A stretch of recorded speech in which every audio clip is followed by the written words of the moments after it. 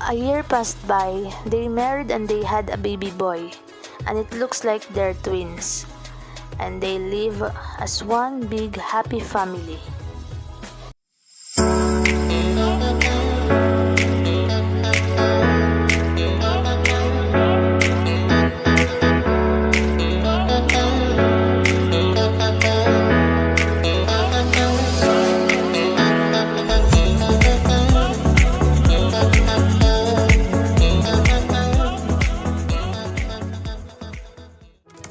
What will be the end of the final judgment of Mafia Vincenzo?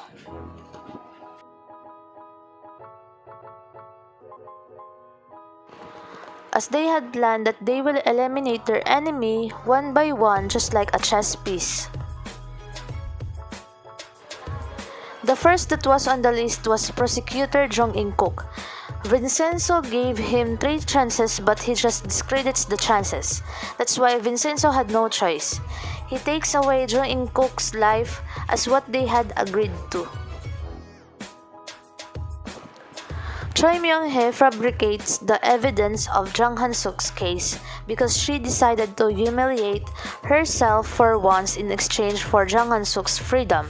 She claims that the Babel was incited, threatened, and pressured out of her benefit.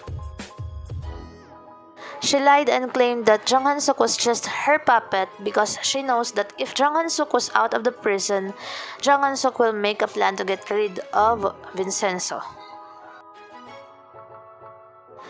In the final part of Vincenzo episode 19, we witnessed how Hong Cha-young took the bullet that was supposedly aimed at Vincenzo. Because of that, Vincenzo outrages to finish off Jang Han-suk's evil deeds. After the shooting incident, Jang Han-suk will escape from the crime scene, and Vincenzo will just ignore it first, since Hong Cha-young and Jang Han-suk need immediate medical assistance. Vincenzo will call for help. It's either he will call Mr. Nam or Mr. Chu, and the next scene will be a hospital scene, where Hong Cha-young will fight for her life against death, since she lost a lot of blood. While Jang Han-suk is already stable, he just gets a grazing shot. After the surgery, the vital signs of Hong Cha-young will be stable, but she will be unconscious for a couple of days. While Vincenzo is waiting for Hong Cha-young to gain consciousness, he will watch closely Hong Cha-young as she needs to be safe while recovering. There is a scene wherein he keeps on talking to Hong Cha-young as she needs to wake up as soon as possible because they need to finish off Jang Han-suk's evil deeds, and Vincenzo wants Hong Cha-young to witness how they will defeat Jang Han-suk. As the talking goes by, finally, Vincenzo will confess his true feelings towards Hong Cha-young, not knowing that Hong Cha-young already gained her consciousness. Yes, if you think of what I am thinking, then we have the same great mind. There will be a cinematic parallel between episode 4 and the last episode. They are both hospitalized, but the difference is he will confess his true feelings towards Hong Cha-young. And the bottom line here is Hong Cha-young would hear what Vincenzo said, and of course, Hong Cha-young will also confess her true feelings. After that, the fight between Jang Han-suk and Vincenzo will continue. Vincenzo will come up with a plan that will reveal all the corruption and wrongdoings of the Babel group and its other partnered company or person that was involved by the use of the guillotine file. Jang Han-suk will be hunted down by the police, but of course, he can escape that again since he has Choi Myung-hee with him. Choi Myung-hee will help Jang Han-suk find a place that he can hide. With the help of Mr. Kim, Jang Han-suk is hiding somewhere while planning a strategy on how he can get rid of Vincenzo. Eventually, he comes up with a plan that he will let Vincenzo fall from his trap. He called Vincenzo to go to a particular place because he will surrender himself to Vincenzo there, and that particular place was owned by Mr. Park. Vincenzo knew beforehand that it was only a trap, That's why he went there prepared and they fought.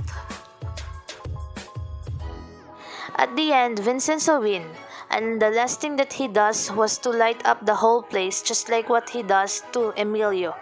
Jang Han-sok will be burned alive since he can no longer walk and escape.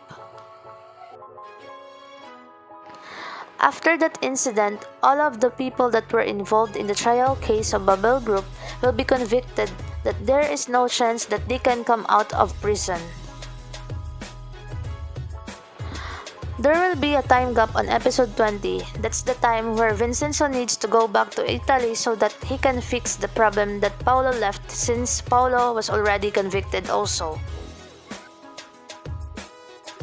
The other member of the mafia will be hailed him as the new mafia boss because he was the only immediate family of Fabio that was left, and he will make Luca as his consigliere. He will leave some of his responsibility to Luca and he will flee back to Korea to settle down the relationship between him and Chae-young. That's the time he and Chae-young will celebrate their victory and they will declare to the other Gomga tenants about their relationship. But before that, they will share an intimate bed scene, and on the next day, Vincenzo is in a good mood. He will give all the Gomga tenants their equal share of the gold and he will turn over the golden Buddha to the monks as the price of their bravery, loyalty, and cooperation. A year passed by, they married and they had a baby boy, and it looks like they're twins, and they live as one big happy family.